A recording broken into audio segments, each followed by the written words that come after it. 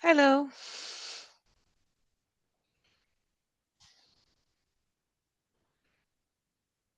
Hello, guys.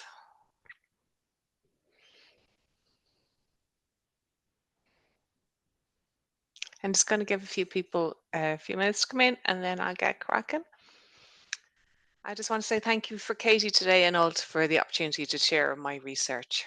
So it's been a pleasure to put the research together in a short amount of slides. Always a difficult thing to do when you're working on a PhD. There's so much to bring to the table, so much data. And for this one, I've decided to focus on the professionalisation of MOOC production in Irish and UK HEIs. And for anybody who I haven't met before, my name is Louise Cairns and I'm a PhD candidate and a senior instruction designer in the Atlantic Technological University in Sligo. So I'm going to kick off. Thank you for coming.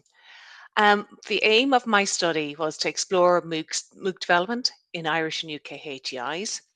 And my objectives then were general. They were to investigate why Irish and UK HEIs created MOOCs, to examine how they build and deliver MOOCs, and then to discover if there was a future for MOOCs. I took a constructivism viewpoint when I was starting my research. I had to look at my epistemology and to see how reality was constructed or interpreted is how I interpreted and what I believed in. From an ontological point of view, I believed there would be multiple realities within my research, so I wanted to accommodate those. From my axiology, I believed that education was a fundamental right. So that was really important for me to acknowledge, but also to depart so it didn't interfere with my research. And the actual methodology I chose was constructive grounded theory. So the rationale for that was I was starting with the general idea. I wasn't going in with a very defined goal. I wanted to play an active role in my research because of my work experience in the area. And I knew that there'd be multiple realities out there, and I wanted to be able to bring all of those realities into the research so my participants could actually construct and guide the research as I processed through it. So the reality then became interpreted and at very end abducted by myself. That was when I was leading towards the concepts that were underlying the research. And when it comes to the participants, then it was an Irish and UK study, so roughly about equal from both countries, and it was 43 people across 18 HEIs. Each took part in a qualitative 1 hour research interview, which was recorded, and there was turned out to be three key roles that I would focus on, and those would be lecturers, designers, and managers. So when I looked at lectures, I found I had to like define that a little bit further because there was innovative lectures, which I would call one-man bands, or they took on multiple roles of MOOC development, the three roles of MOOC development. So I made a distinction there. Most of the lectures were early majority lectures. And then course designers were instructional designers, education technologists, learning designers, those type of titles. And our MOOC managers, then sometimes they would be a VP for online education or a dean, and maybe a project manager or an online learning manager. So those type of roles. It was important for me to bring in the course designer perspective because actually that was an area that was not as well written about in the research. Lectures had done a lot of research in the area, so that voice was quite strong. And you can see here on my participants, there is a lot of lectures in that. So I didn't want their voice to dominate. I wanted everybody to be fairly equal. And I'll show you how I met that challenge shortly. In general on the data collection analysis, conducted interviews, then started line by line coding. And that was just to interpret quickly what they were saying. So I could, start basic analysis straight away after an interview, leading that to focus coding. So gathering some codes together before I looked at what was happening within the codes and then later conceptualize codes. The challenge with constructive grounded theory is you have to go back constantly and re-look at the data you're receiving. So you're constantly checking between one interview to the other.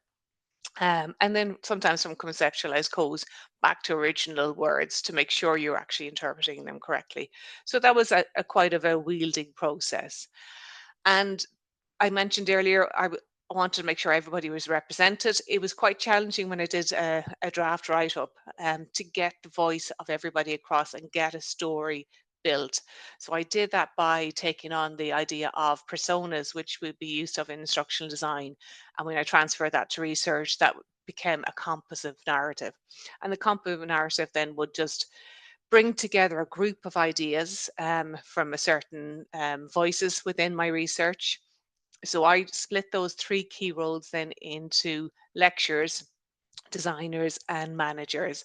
And with each role, I had an opposite. So you as the reader then, when you were looking through my research, could make your own conclusions while you're reading through, and you could maybe identify your own experiences if you worked in a HEI, particularly in the MOOC area.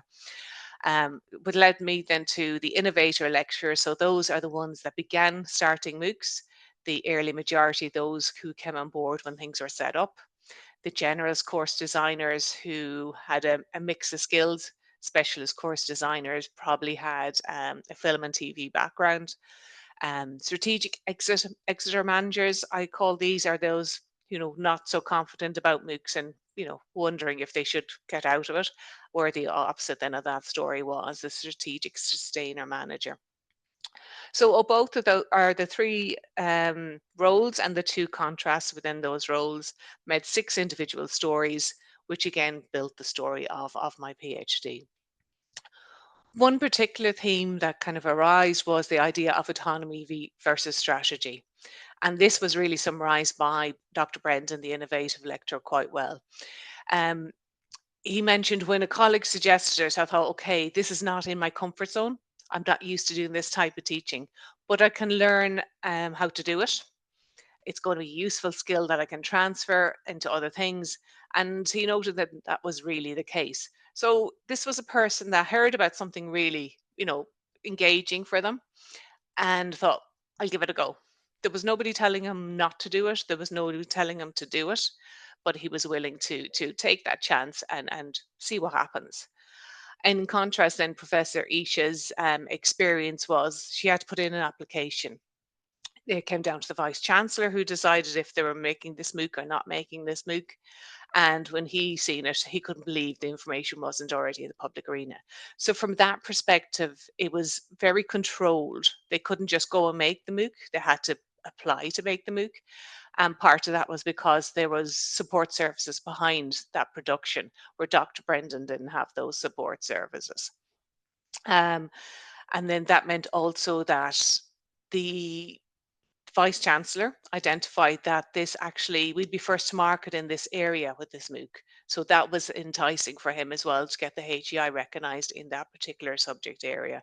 So that was quite strategic in the approach. And then it was opposite. It was unstrategic. It was very flexible. And it just shows you their common experiences within innovation projects, what you experience across the sector. It's not confined to MOOCs. Both are, useful experiences to step through and to kind of get the feedback on that. The benefits then of strategic alignment would be that you'd be able to help academic staff to understand how they can align their MOOCs to HEI strategy. And the question is, why would you do that? Without the alignment, MOOCs are actually going to be perceived as an irrelevant project to the HEI ecosystem.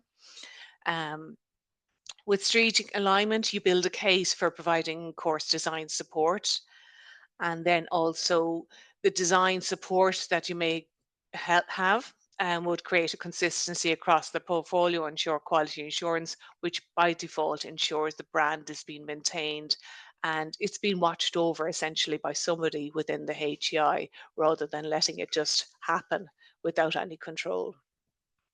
A simple way to do that. While I was working on my PhD, I was also working on an innovative project. And one of those elements of that was course production, and in particular, MOOC course production. So the team I had were able to help me kind of realize the ideas or the experiences that I was gathering within my research. And a quite simple thing that we tried out was a MOOC development toolkit.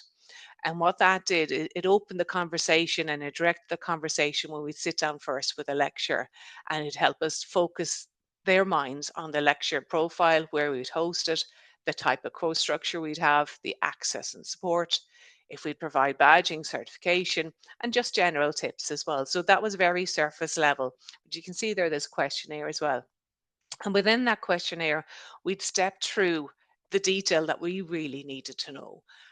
We needed to figure out if it was going to be aligned to strategy, if it had a social impact, if there was going to be multiple lectures on it, what type of topic, would it be an international topic, a national topic, a regional topic. But all those types of questions within that questionnaire made them stop and think. It helped us then when we were designing in the background. So that was a really useful thing to have, and a very simple thing really for a HEI to set up, just to guide the start. When it came to theme two, then it was the idea of generalists and specialists in course designers. Um, we had one experience where the generalists were essentially within mainly Irish HEIs actually, and they were edtech support who became course designers, with MOOCs. So probably what happens here was, this is Paddy's experience, is that you'll need new resources to make a MOOC that might not necessarily be important to you as your day job as an instructional designer. Um, and it also might not be recognized because they're not needed in your day-to-day role. So there was a problem there that they actually had to fight for the tools to do the work, which is ironic considering they were asked to do it. Um, so that was a challenging experience. And if we contrasted that then with a specialist course designer, an awful lot of these specialists had film and TV, drama backgrounds. So they were quite used of having shoots and having studios and, planning a whole scene from beginning to end. So example of that was when Emily said we were having these panel discussions, and it was being treated like a TV shoot, like a TV studio. And we had four cameras with one locked off, we had one on a crane for shots. Um, and then there was, it looked like a proper television program. So they were kind of going for the panorama type of element and quality of a shoot for a MOOC. And they also brought in auto cues and everything to make it look nice and polished and special. So they're quite different experiences. And again, they're the type of experiences a lot of us will recognize. Some of us will come into an innovation project and we're going, I don't know where to start. I need to get some stuff. I need to buy them. Is there any budget? And then the other extreme is, what kind of standard, people very clear about what they want and where the direction is going. When the course designers guide the design, what I found was, and that this was from both roles over time when they were involved in it, is they could guide the strategy. So they had that ability to sit back and help guide the strategy with little tools like the toolkit I mentioned earlier. They could also start raising ideas about what the course would look like, the service that they might provide. So sometimes they were aware that they weren't needed for every element of the course designs. A lecturer maybe wanting to take that over themselves in parts. Um, then finance, who's going to pay for what kind of income are we using? That influences how much you can do essentially. And then on the video, and the video element was quite important because there was quite contrasting opinions between lecturers and course designers on what a video should look like and how long a video, particularly how long a video should be. And on MOOCs we realized that the attention span of the learners on the courses are quite short, but lecturers are used to giving our lectures, so that was quite challenging to get them to rethink about that. But the platform statistics and analysis were quite good in the sense that they would help the lecturer eventually understand that this did work because the engagement was high. Where if you give an example of something that was longer, the engagement would drop off. So the data essentially did all the hard work in the end.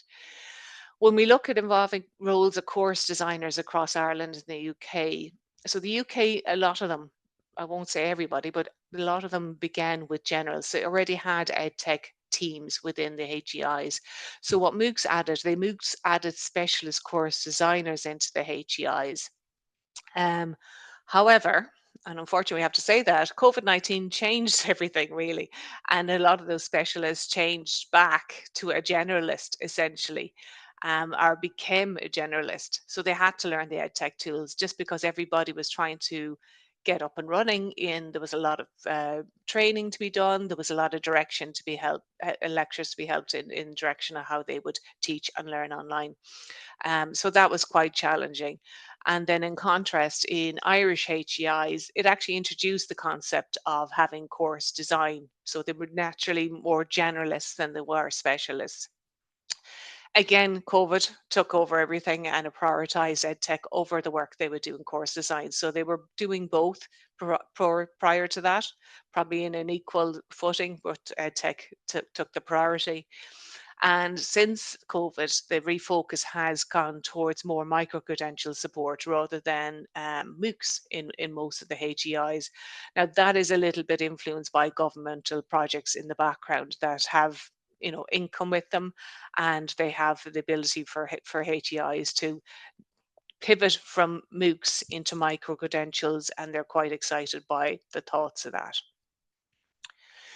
And then lastly, I'll cover the third theme was about abandon and sustain. So we're looking at the future for MOOCs. So there's quite contrasting opinions out there about this essentially.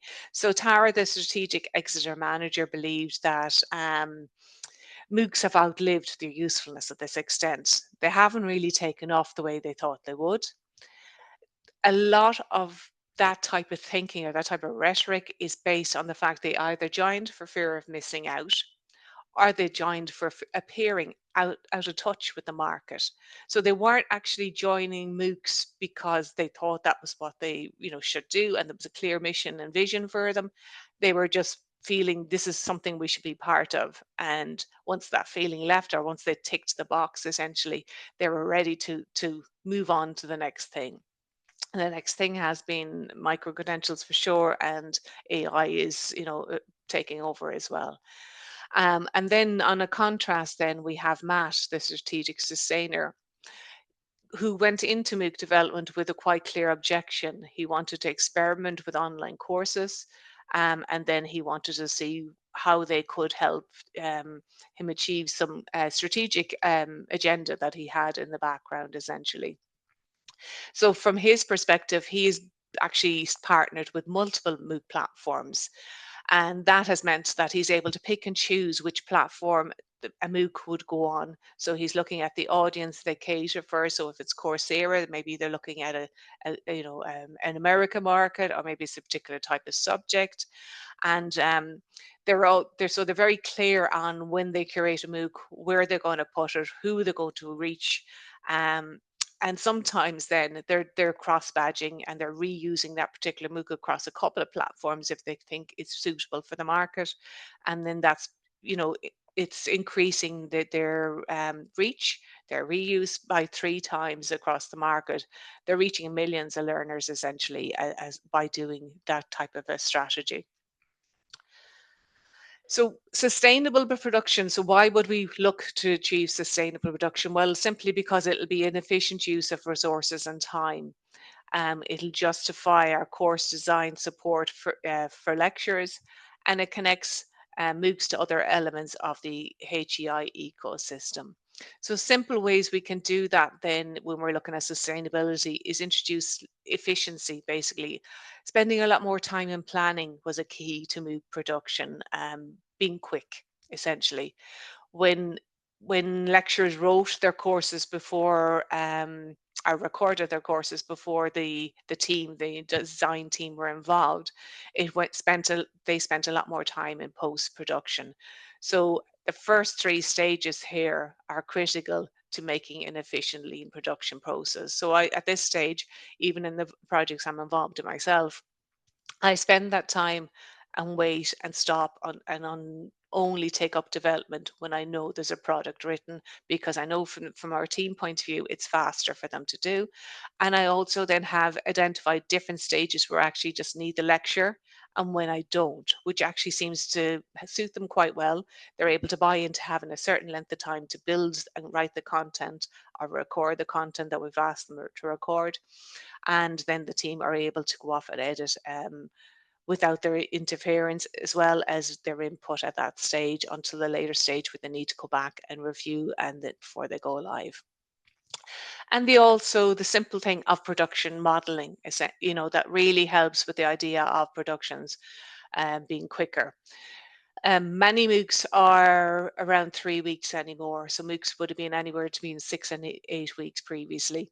Um, I've averaged that down as a 3 week MOOC model. I call it a rule of three, essentially, that with three weeks, three topics, so three subtopics. You're doing 3 hours of work each week if you're a student, and it's 9 hours of content to be produced. I find when you switch how you talk to lecturers about how long they need to produce a piece of content, a topic, a subtopic, they're able to equate that with how long it takes me how many slides it is for a lecture. So perhaps they're given an hour lecture and they typically use 40 slides to support that hour lecture, or 30 slides. They're now getting an understanding how much content they can create, or they need to create. Um, which is really helpful, because an awful lot of time is spent and wasted really in cutting back the course, cutting back to the bones of what we need. If they want to go beyond that into 6 topics, then the suggestion is simply you do 2 MOOCs. You have a full MOOC. It's a beginning and end. Students can take it, and if they want to take the follow on, they can. And these ideas will help build the thinking into the idea of building micro credentials through MOOCs, essentially, or the content of it, so they can still support a bigger picture and a bigger idea. But it also helps the design team and the lecturer do something, make a MOOC really quickly, and not spend more than a couple of months doing it. So in conclusion, then, when it comes to MOOCs, it really is time to decide, where the HEIs are, what their future is, and there's a great sense of that at the moment happening in the market. Um, they're either going to go full on strategy, build them into the HEI, have a MOOC strategy where they can link them in, and everything is quite clear. They will provide a platform with design support or with guidance, or they'll choose no support and no platform. In my study, only one HEI has actually exited the whole MOOC market, as in closed down their platform. Um, and the perspective then in the actual HEI from the course designers and the lecturers, it is disappointment. It's actually one of disappointment, because they still want to make them. But management have decided that there is no place for them to make them within that market. Um, but most people sit between the design support and design guidance at that moment in time. So that's kind of where most of the HEIs are sitting. And then at the other extreme, there's a few HEIs that are totally embedded into strategy. If HEIs do want to align them in strategy, there's very simple ways to do that. We can hit multiple ways across the HEI. You can go in, build in for internationalization, so you can link through there. You can link from transitions from further education to higher education, RPL routes, dissemination for research, increase of brand awareness, so your marketing element, community engagement, simply tasters as for third level subjects, building professional profiles of the academic and the course design staff of that are creating the MOOC, and as reusable learning objects. Now there's others out there, but they're the ones that came across as the key things that other HEIs are doing. So my key takeaways really is planning production has been critical to control planning production time. Without oversight, MOOC quality will vary. The first few videos need to be higher quality than the rest in a MOOC, because student engagement is challenging. Is challenging it to people to stay on a MOOC, even if it's only 3 weeks. And the other note is that students will disappear quickly. They'll abandon a MOOC if they don't think it looks good, even if what was written in the MOOC is of really high quality. So that's really important. Looks matter. Um, in my study, the MOOCs that were built in the latter years were between 2 and 4 weeks long. So that is now the industry standard across Ireland and the UK for MOOCs. And as I said, I hit that sweet spot at 3 weeks. And as I said there in my previous slide, that MOOCs can support many KPIs, so key performance indicators across many departments within the HEI. So we shouldn't necessarily think about MOOCs being, narrow casted into one particular thing that they can do. Like, they can build and support many different engagement levels within the HEI. And if the production is relatively short in time, you're going to get more buy-in as well from lecturers and from managers to actually make them. Okay, and that's me done. Is there any questions? I'm going to stop sharing my screen, otherwise I'll have you all on screen.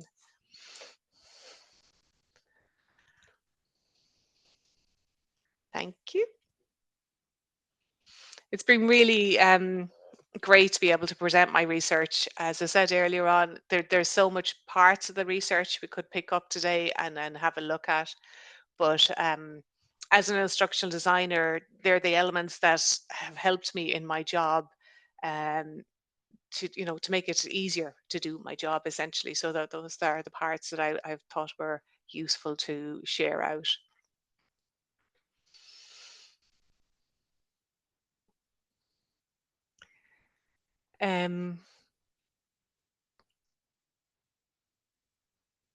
Okay, Rob, Hi. did you have a question there? Yeah, just go on. Yeah, sorry. Hi, That's Louise. right.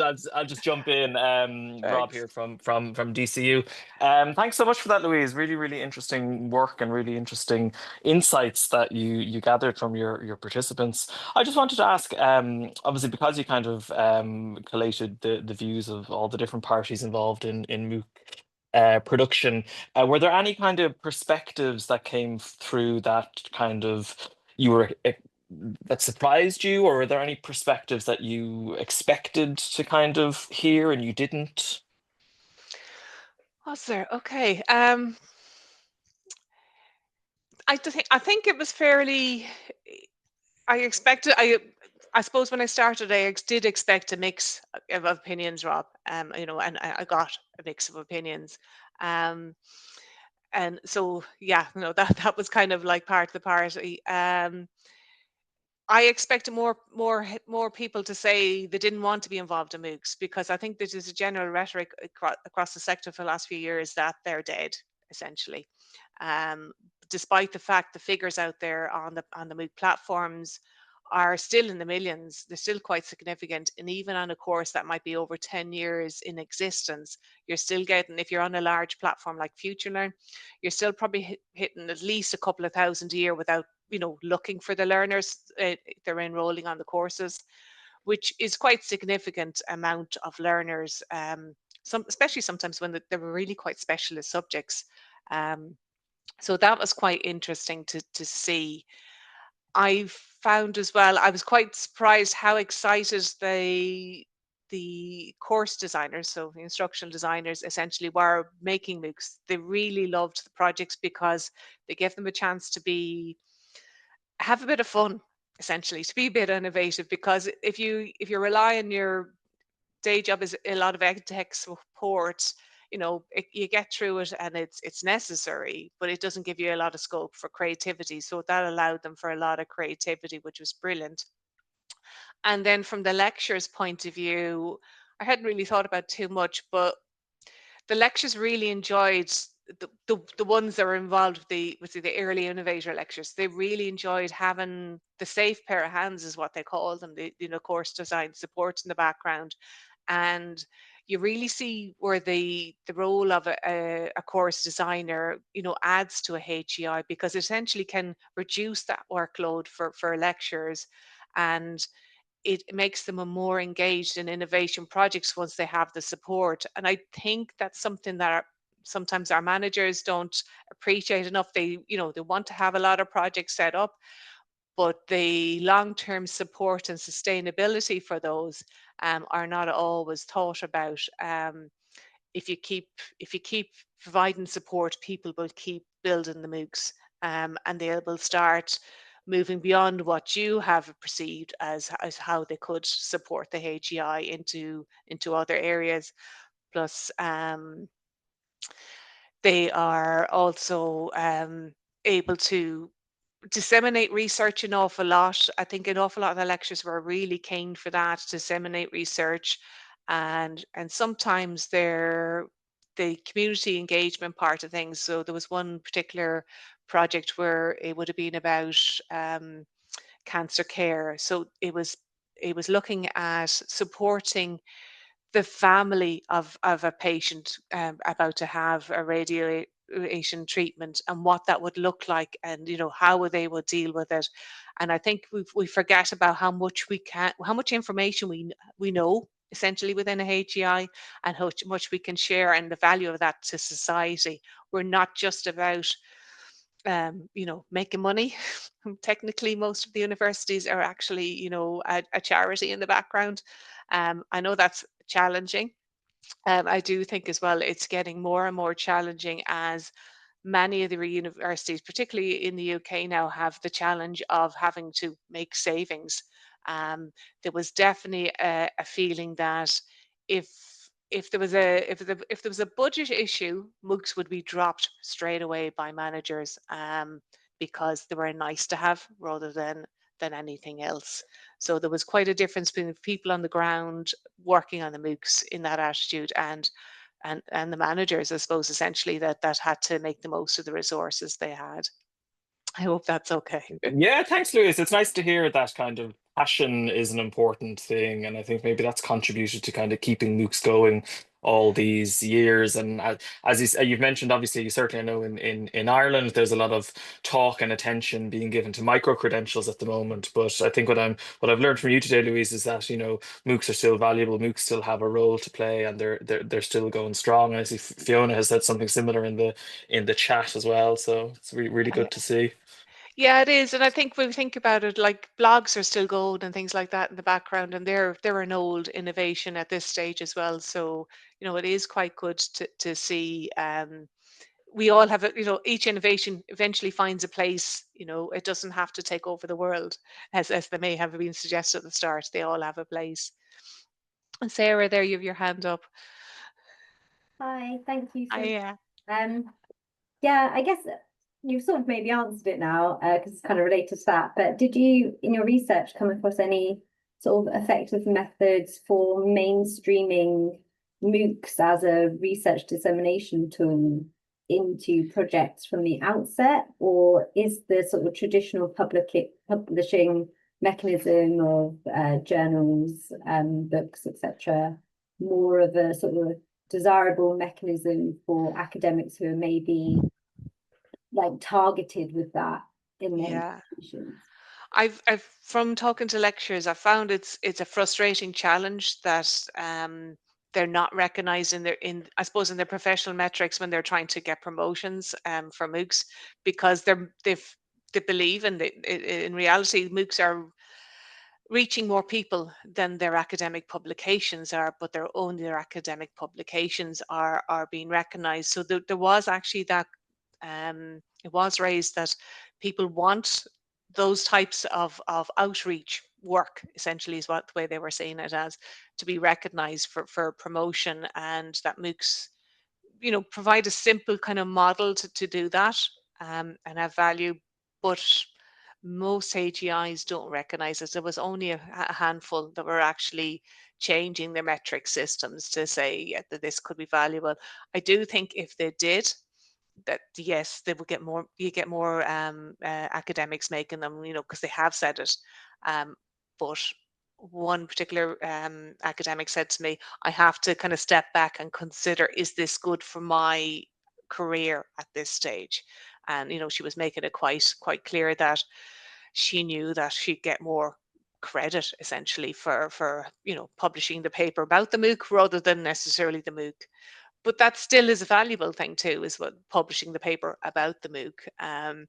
There is a lot of MOOC research out there, but it's not finished. There's always another spaces. Even myself, when I was looking through trying to figure out where my space was, because I got the topic essentially from my HEI, because they were paying for me to do my HEIs as an employee. So I needed then to kind of maneuver the market to figure out where I could add value to the research that's out there. And I think that's always there. And I think there's still a lot of research to be done while the large platforms are bringing AI into the platforms, and how we can make it busy really in the discussion forums. You know, can we leverage AI tools within that to kind of, you know, bring the voices back, bring the business back into the discussions. I think that's a problem for a lot of MOOCs at this stage, because academics can't continue long term to support them. They may do a few little tricks, like maybe their PhD students are in supporting, or maybe they're trying to elicit their alumni, their MOOC alumni, to support the forums, but they're a lot quieter than they used to be. So that is a challenge. But it could be overcome, and it could make a nice piece of research on how, you know, how you did it, because it, like everything I've learned within my research, is that everything that was experimented on MOOCs has more or less dripped into the HEI in some way or other. So whether it might be simply a tool they might have used, so they might have been recording tools. So now maybe if they're doing blended learning or online learning, you know, that's the tool that's been used by the HEI, but it was tested out in the MOOC. So the MOOC was quite a nice small experiment to try big ideas. And I think that is really important, to kind of keep that idea up of having that little space where something you can try out really quickly, within a space of a couple of months, and then actually see if it has value for the HEI. Is that okay, Sarah? Yeah, thank you. Thank you. I'm just going to have a wee look in the chat now, because I know Fiona put something in there. So Fiona's from Edinburgh and actively creating and promoting MOOCs. I'm following Edinburgh on LinkedIn, and we're finding some of the old MOOCs on philosophy continue to be some of the most in demand. And we're partnering with 3 platforms. Good success and dual listing. Yeah, that is a very strategic move by your university, and you know, I can see it reaps rewards, Fiona, and it just proves, you know, MOOCs have a place, but at this stage it is really important that HEIs actually make a choice one way or another, whether they're going to stay with MOOCs or not stay with MOOCs, because what will happen is, if we don't support MOOCs and the innovation, it could risk ruining the reputation of the HEI, the university, if the quality of the products being produced essentially without support, you know, are not great, and that's not an area we'd like to have. But also there's a tension again back to autonomy and being able to do what we want to do. And we're quite used, our academic teams are quite used to being able to try out anything, on different innovations without having to ask, essentially, and that also came across as well. One particular lecturer just said, I wouldn't ask, you know, why would I ask? Why would I ask permission to try something out? And when I'm trying to kind of see where we can keep things going and try to be strategic, then that is a challenge internally as well that I need to overcome a little bit. Anything else? How will we finish up from there?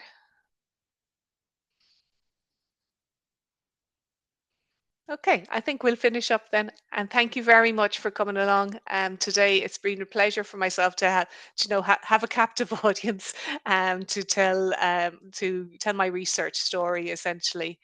And I hope to meet you sometime at some stage in a conference somewhere along the way with Alt. Thank you very much.